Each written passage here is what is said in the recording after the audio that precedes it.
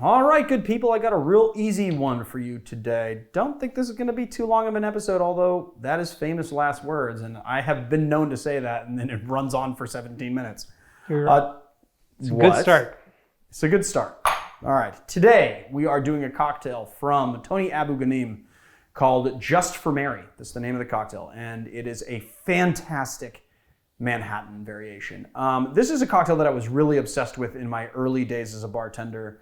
I discovered it from his book, The Modern Mixologist, and I quickly adapted it into my bar program at Kohl's in the early days of when I was at Kohl's. And it is just such a lovely, light Manhattan variation that's just bright and citrusy. And it is just wonderful for the season. It's a nice summer drink. Let's get into it. So first thing we're going to do is just a few dashes of orange bitters. All right, I'm going to say 2 from a regular dasher. Then we're going to do half an ounce of Lillet Blanc, or blonde if you're in that part of the world that calls it blonde. You can sub this out with Coca Americano, but just know that Coca Americano is going to be a little bit less sweet and a little bit more bitter on the finish, but it will work fantastically well in this cocktail. Then we're going to do a half an ouncer of the old cherry herring. All right, and then we're going to do a full 2 ounces of rye whiskey. We're using the Whistle Pig Piggyback 100% rye, 6 years old. Pretty good stuff. Give it a nice cracky poo on the first one. Actually going to give a cracky poo on all this stuff because they're all pretty big pieces of ice. Here. I'm trying to just crack them lightly.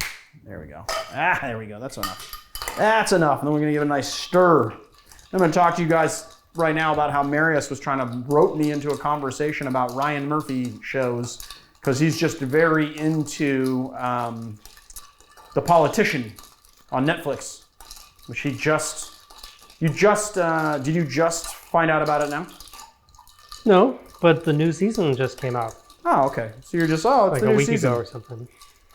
Anyway, my ice was melting, so it was a little bit melty when I put it in here, so we don't need to stir it as much as we normally do.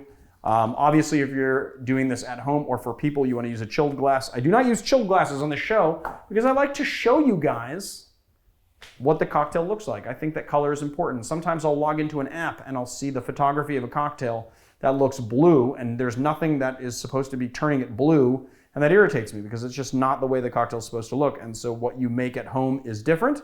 And then you think to yourself, like, did I do this wrong? You know, that one looks blue. This one doesn't look blue. So I want you to see the natural color of the cocktail. It's a natural hues. So you know that you've done it correctly. Here we go. Let's take a sipper of this guy. Oh, that is just so fantastically good. This is what I love about it.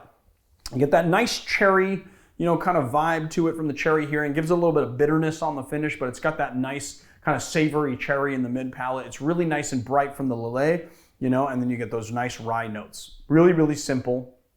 Also the bittering, you get a little bit of that orange bitters. You can taste that right on the back of your throat as you start to swallow. It's really nice.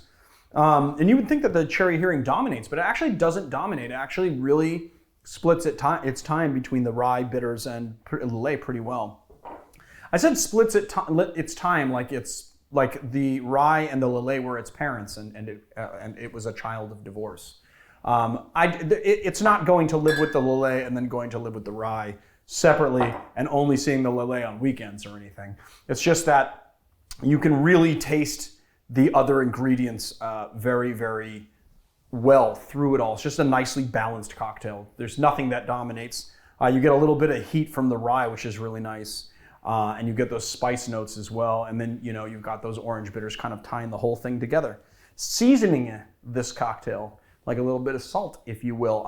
You could definitely do a little, maybe a Luxardo cherry or an orange twist on this, or even a lemon twist if you wanted a little bit sharper citrus. I decided to go just sans garnish because I feel like we do a lot of twists on this channel. B, I think that the original was just sans garnish, but if you wanted to garnish it with those elements, you could. And that's all I got for you on this cocktail. Let's see what Marius has to say for himself. His eyes are dancing behind the camera, and that means that he has something to say.